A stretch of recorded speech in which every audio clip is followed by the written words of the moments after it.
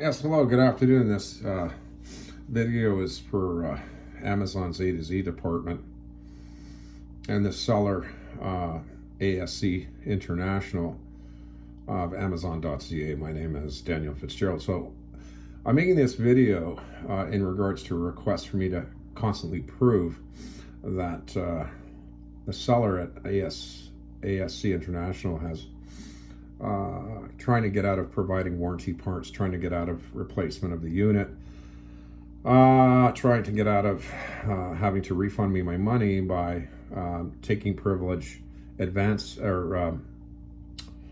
taking advantage of the privilege of a return, noting that when the seller sold me this lathe, the shipping was $200 some odd to Ottawa from Toronto. But the other way around, to return the unit means about $1,500 to $1,800 from Ottawa to Toronto if I go choose a private courier. The argument with the seller on Amazon seems to be that her name is Anna. She just doesn't want to provide any parts, with limitless excuses that she doesn't get the photos from me. She only got one of the photos from me. So, you know, it's just constant excuses. And so I'm doing this video since, you know, ASC 365 or ASC International keeps wanting to, well, in this case, they asked me to send them more recently in April 2024. They wanted photos of the damaged parts. Well, I keep repeating to ASC 365 or ASC International that damaged parts mean parts that are visibly damaged, where they're bent, broken, on the lathe, or there's dents on the lathe, or scratches or paint missing, which can be seen in the photos. Okay, damaged parts, as this company knows, never represented damage in the form of mishandling of shipping. The damage to this lathe is internal. It is what is referred to as defective, milling by the manufacturer to global standard, okay, for accurate milling. And that's what this argument's all about. I appealed. I received this lathe on January 15th. It was shipped to me here at my home, arrived in a 5-ton truck. The driver was kindly to help me lift the crate to the door, and I opened it up. The lathe was well packaged. There was lots of foam, very well protected from any external damage. It looked brand new, and initially I was quite happy. And then when I got out of the box and mounted it on my bench here, as you can see, I turned it on, and then I tried to mount a piece of stock in the chuck, which is this big thing here, and you can see some stock already in it. That's solid brass, by the way, and it is absolutely true and exactly round. And that brass, by the way, is worth about $60. Okay, it's just a little piece. It's solid. Now, the first problem was the chuck. The chuck wouldn't work. These things here, which are called jaws, you can see there's 3 of them. They were sticking, and there was some kind of grinding noise coming out from inside it. I contacted ASC International. They asked me to take the chuck apart, which is quite common. Machinists do that when we first get lathes, because 9 times out of 10 when buying machining equipment manufactured in China, they have a tendency to leave all the metal particles from the machining inside the chucks, and sometimes sharp edges and stuff. So so the ASC International asked me if I would take a look at the chuck. I said sure. I took the chuck apart, cleaned it, and I found the problem. There was some sharp edges sticking out that the manufacturer did not bother to file down, which was causing the chuck jaws to slip and causing them to really stick. So that was completed. So then I did not use the lathe at all. I received it on January 15th. I have used it for the first time last week, and this was in April when I actually started to use it. And then the other complaint with the supplier was this. This is called a tailstock. Now you tell me, if I send you A to Z team and you the seller, what damage do you see on this tailstock? Well, do you see any? I don't. It is a manufacturer's deficiency that exists in this tailstock, and you cannot see it looking at it. But I'll point it out to you, okay, right now. The idea is that, let me see, how can I give you, oh, here we are. Okay, let me just move around here. I'll give you an idea. This here thing is called a chuck, like you see on a common household drill. It goes in there like that, okay? And the idea is you put a drill bit in here, you tighten it up, and then you tighten up the tailstock with a lever on the other side. You can't see it. It presses the tailstock down to the bed. Now, the drilling of stock in here, like if you want to drill a hole in here, it's much like a horizontal drill press instead of vertical like that one. Okay, that's not a drill press, it's my milling machine, which I've mentioned. So the idea here is that you can put quite a big bit in here. This thing will drill up to 3/4 of an inch if you do it in steps. But the point is there's a lot of pressure on the stock when you're drilling into the material in the lathe. Well, the lathe is actually doing the drilling. The drill bit, unlike a regular hand drill, the drill bit doesn't spin. This spins. The drill bit sits still in here.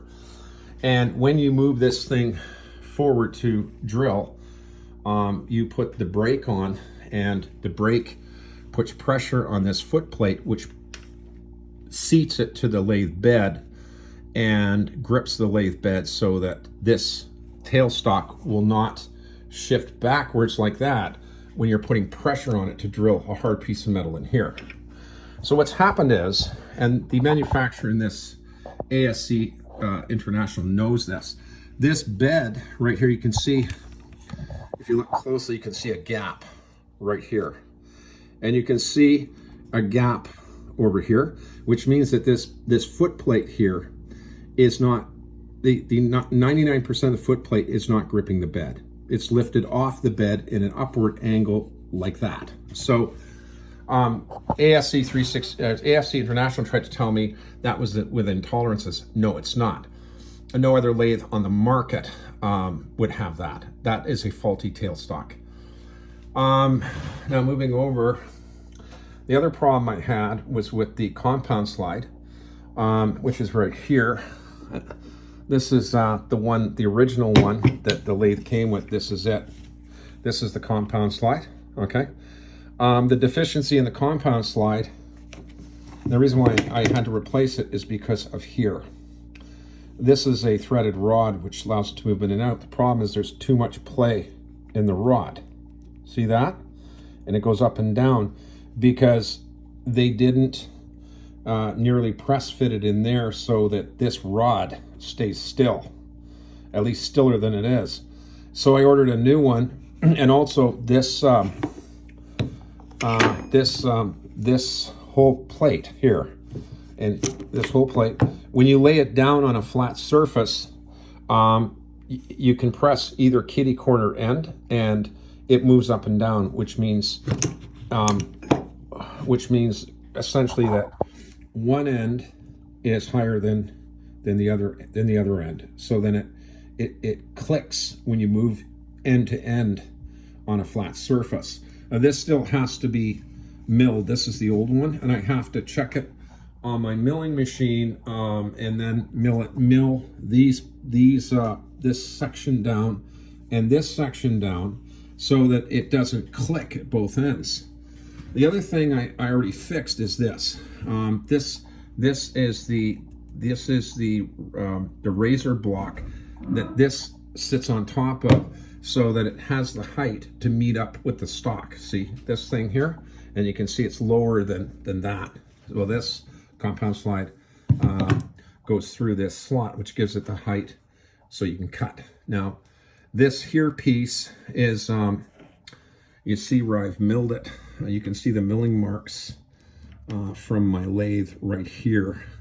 I had to mill it because, where's the other one? I don't know where I put it. Where are you? Let's see if I can find it. What did I do with it? Oh, here it is, right in front of me. Here's the unmilled one. This is the new one. This is the new one. You can see all the little marks in it, but you can see on this one, I've milled it and there's no little marks. And the reason why is because when you turn this like that, this is the way it sits. And that is supposed to be at 0. And this here sits on top of this. So then you wheel it in, okay? You wheel, I want to go. What do I do? Oh, I can't do that. I have I have that mounted to show you. But when this has to be straight, the compound slide has to be completely straight. It cannot be on an angle. It has to be at 0, or else it will cut too deep into the metal because the tool is angled in or out. So this piece here has to be perfectly at 90 degrees to the compound slide here. And the only way to do that is you move this piece to here on the chuck, and you press it against the chuck because the chuck is sitting perfectly at 90 up and down, and you have to loosen these bolts here. There's a hole here and a hole on the other side, and you loosen them and a little bit, and then you press it against here, and then this ensures it's exactly at 90 degrees. Well, what happened is this here section was like that on there, okay? And when I press this up against the chuck so that this sits at 90 degrees like this, like that, it was on a slight angle because this one side of this, like this side or this side, is higher than this side. So this side here was higher than that side when they milled it. So this would, no matter what, sit on a bit of an angle. I probably wouldn't even be able to see the angle. The only way to know is through these tools, okay? So that was a problem. As far as the cross slide, which is this thing here that you see, that the razor block sits on, this is fine. This works perfectly. I have no problem with the cross slide, except for this piece here, right here, this piece. The problem is, you see how it moves up and down? See, it's moving up and down. See that? You can see it moving up and down because they didn't mill it properly. So this is another defect. Now, these minor defects, Amazon, like this piece here, I can fix with my milling machine. This piece here, I can fix with my milling machine. And I've already, as I've showed you, I've already fixed what? I'll get that reseated now. What did I do here? I shouldn't have lifted it up. I gotta see the hole there. Where is it? There it is. Okay, so so a lot of the repairs, you know, that are minor, I can repair. I can even mill this down. I can mill this foot plate down. The problem is there's a V groove in it, and if that V groove is not perfect, it spells disaster. So I'm a little hesitant I'd rather just order the whole new tailstock. So I complained to these things about to her. At that time, I didn't know that this was, well, I did know it was kitty to corner, but originally I didn't.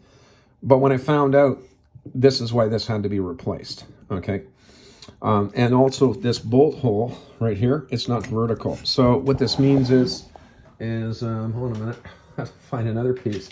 Okay, here is a piece right here from my new quick change tool post, and I'll show you what I'm talking about. This is the old compound slide, okay, which needs work. I'm gonna try and mill it and maybe keep it as a spare, but I don't know, because this is the problem right here. This is really bad on this one. It's sitting on an angle. It's sitting on an angle that way. You can't see it. You can only see it with a square. and I've got a square here. Right here. There's my machinist square. But you can see that it's slightly out. And so this hole has to be retapped. I've got a tap set over there somewhere, a great big one that I bought from Amazon. So I can retap this hole so it's straight and vertical to the surface here at 90 degrees exactly. So yeah, these are problems.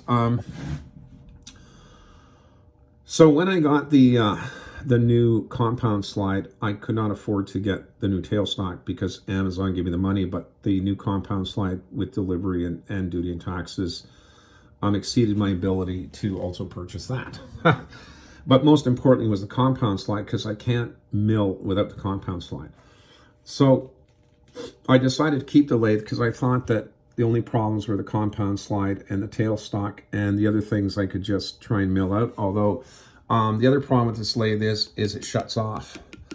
It hasn't for the last few days when I've tested it. It hasn't shut off by itself, but there's a problem with the circuit board.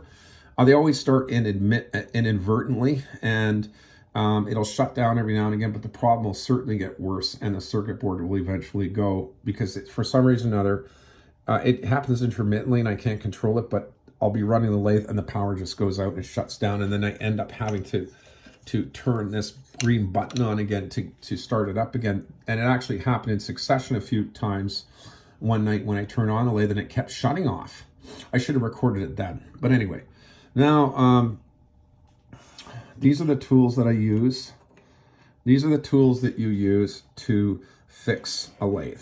Or I should say, excuse me, to test the lathe for its accuracy. I've got that one, which is graduated, as you can see, 0.0005. That's an electronic one. And then I have a dial test indicator, which essentially does the same thing, and it's also graduated in 0.0005. And then I have this one here, which is calibrated to each little line.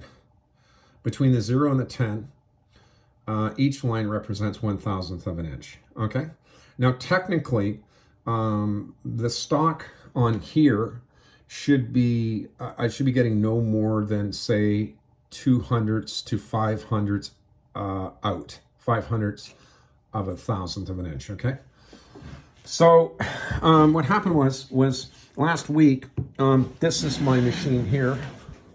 This is the metal cutting machine I bought off of Amazon right here 2 years ago, and I'll show you.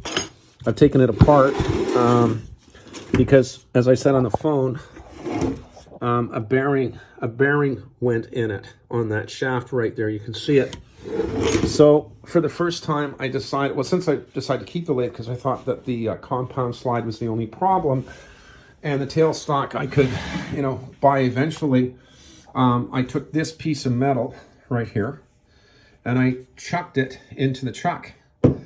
And this here, from here up, would be my new part for my saw, for the bearing. This would be for bearing. This is 1018 steel, so it's mild steel.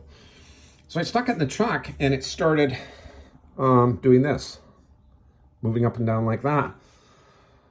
Because this is the first time I've actually used the machine to build something. I mean, because I might want to have returned the machine if I could afford to have it delivered, but it's $1,500 to $1,800 to have it returned to this seller. And I couldn't afford it. We don't have the money. We're on a pension. And so, but anyway, because it seemed that it was just the tailstock and the chuck I had repaired, it's fine.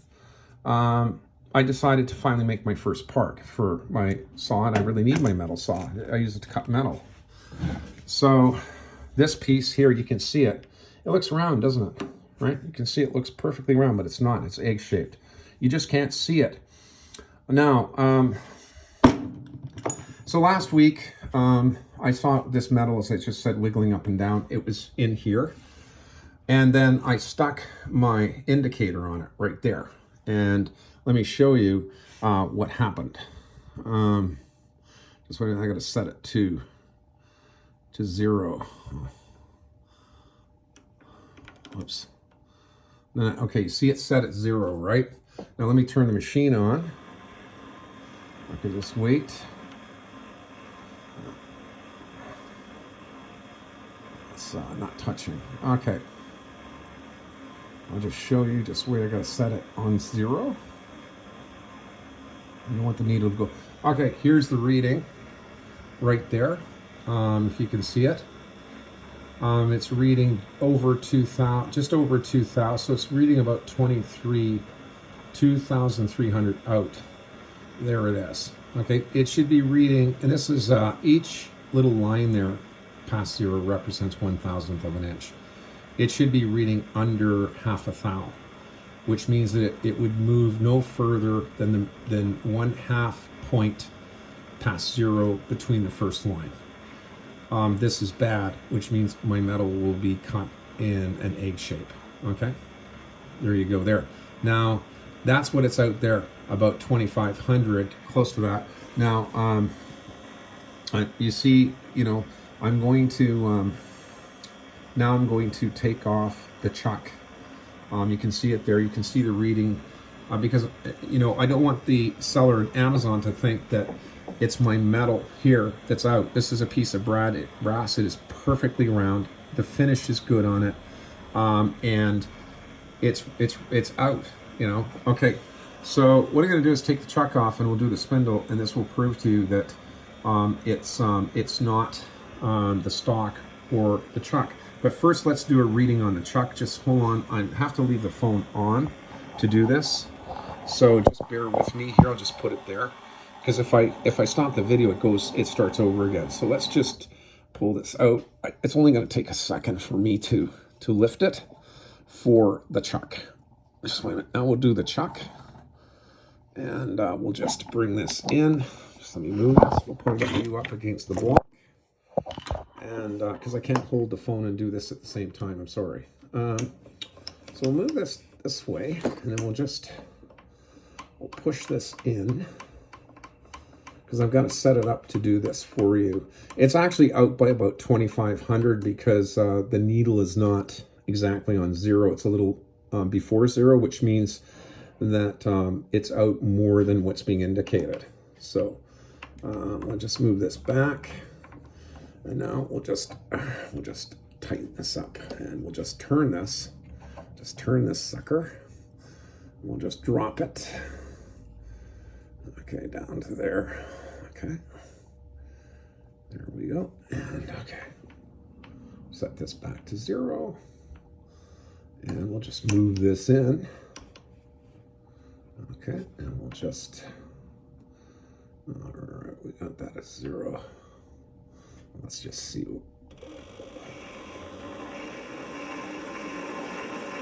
Just wait a minute.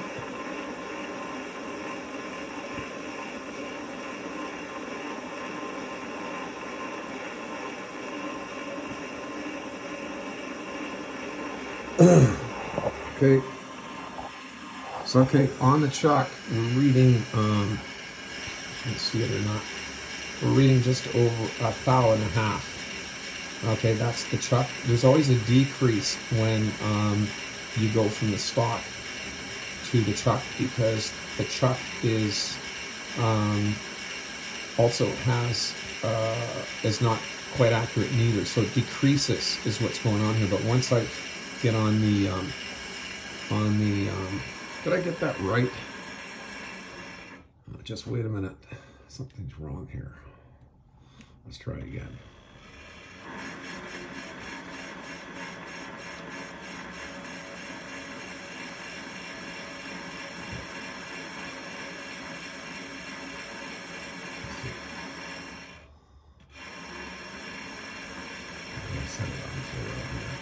Okay, here's the reading we want. Now it's on 0. There you go. There it is.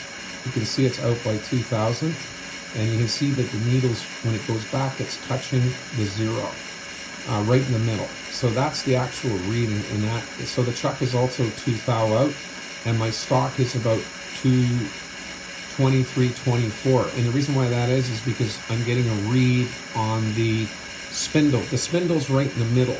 And so the spindle itself, where my stock is in, is perfect.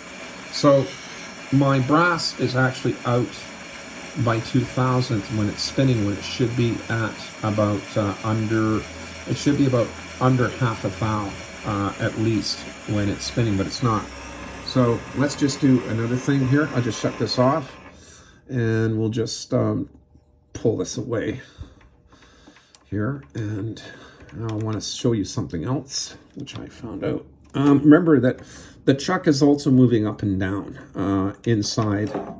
It's moving up and down. Here from upward and downward. It's moving on here. So I checked this with my ruler. Now you see there, you can see there's no gap. Now when I turn it, there's a gap. And I can see the gap. Look, see, you can see the gap. See that? Okay, which means that the chuck is on one side, it's perfectly aligned with the spindle. This is the spindle. Okay, this piece here is connected to this thing in there. The chuck is bolted on here. So you can see that here, it's, you can see it moves up and down. Hear that click?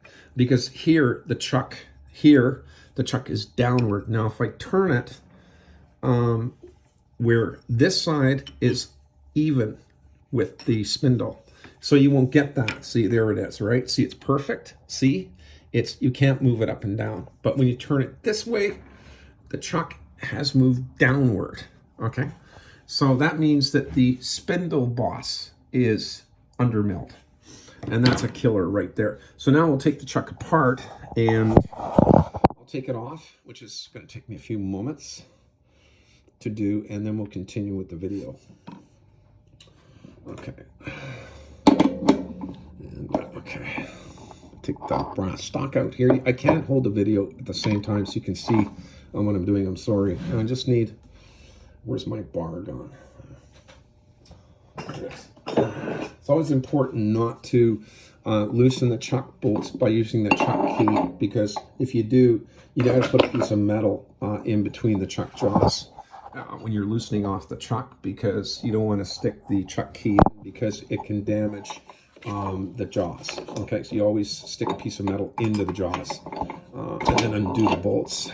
So we'll do that now, and I'll show you the spindle.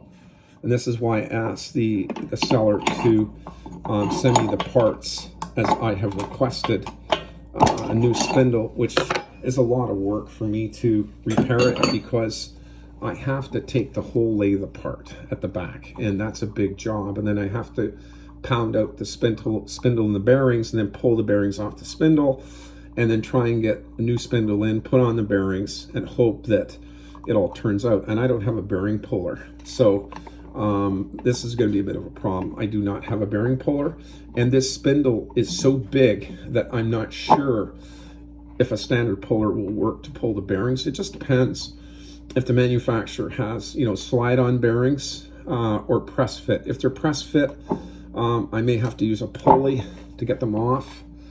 Unless if I can pull the spindle out with the bearings on it, then I can just buy a new set of bearings and put them on a new spindle, so I don't have to take the old bearings off the old spindle and then press them on the new one. And I don't have a press machine neither, so I'm hoping that it's not going to be complicated. Okay, now I'll show you the rest here. Let me just get this off. Okay, here's the chuck. Okay, here's the chuck. Okay, now this inside surface of the chuck is milled perfectly in a circle. It goes over the boss. This is the boss. And the boss is out here around this limb right here. It's too small for the diameter of the hole in the chuck. This is the problem. Now I'm going to run it up. I'm going to use two different indicators, because the indicator I just showed you right here, you can see how big the needle is, and the needle does not fit into this groove. Very good, but this one here, this little one, does. So, and I'll show you the reading on both. Okay, just hold on. Okay, let me just get this. First of all, I'll do the reading here on the spindle itself, and then the boss, and you'll really see a difference. Just wait a minute. just get this off here. Hopefully it's still recording. Okay, it is. So let's do that right now. We'll just put that on the tailstock. That'll be good there. We'll take this piece off and we will move this over here. I don't know, am I gonna have enough? Oh yeah, I will if I, hold on a second. We're just almost ready to go. I wanna make this quick. I don't wanna be too long in the video. And this actually is not gonna work. It's gotta go down here. I think, or even there will work. So you can see I'm setting it up again. So this time we'll just, I don't know if that's gonna touch it or not. Let's just see if I get lucky and I don't have to adjust it again. I think I'm gonna get lucky. Yeah, I think so. Oh, there we go. So, okay, let's set it on 0. Okay, here's the reading on the spindle. There's the spindle. You see the reading? It's practically at 0, which means the spindle is perfect. You see that, right? See that? You see how it's not moving, the 0 is not moving at all. So this piece here is fine. You see, this is perfect, but the problem is the boss that they milled. That's the problem. Hold on. So let's just change this now and look at the boss. I'll show you. You'll see what the problem is. So let me just put you here on the phone, and so now we're just going to do this a little bit differently because I have to angle this and I have to drop it. Let's just see if I can drop this successfully. Okay, here it comes. Perfect, perfect. See, right there is pretty good. Okay, now, okay, so we'll just do the same thing we did before, and we'll set this on 0, and we'll just move this ahead. I got a reading. Okay, let me show you the reading. There it is. It's running at, it's out by 2,000. See that? It's out by 2,000. Let me just make sure that reading is accurate because I don't want to make an error here. Let's just see here. What we want is we want to move the needle until it does not touch the 0. Okay, just wait a minute. Now, let's just see here. Okay, here you go. Now take a look. It is out by 3,500. And you can see where I've got it, right there. Now this measures in thous. So every little line past the 0 line is 1,000. You can see how far out it is. Now, you see, let me explain this, how this works again. The chuck here, okay, the chuck is more accurate than the spindle. So here's the thing, when you run the indicator away from, see this hole here, this is called the spindle hole. This is the most accurate spot. Okay, so accuracy, more accuracy will show up when I have stock in the middle of this chuck because the most accuracy is at the spindle. And the outside accuracy here, okay, decreases the inaccuracy. See, this is at what did I say? 3, just hair over 3 out, 3,000. Okay, but as I showed you, my metal stock in the chuck was showing 2,000. Okay, because there's less run out in the middle of the spindle. Okay, that's why. So what this means is that this is called a boss. It's milled on the front of this spindle, and the boss was milled too small, causing the chuck to move up and down as it spins. And the bolts will not hold it. They're not strong enough to hold it. You see, and one of the reasons why is because the holes here, okay, here, those holes are bored out too big. And so the bolts don't, just wait a minute. The bolts don't, The readings are different. When I push this in, like I can push it in very slowly, and the more I push it in, the more it's out. See? Now it's out over 7 thou. It's out by 7 or 8 thou there, because you see the line is wide, so when the indicator touches more of the groove, it's out even more. So this one's saying,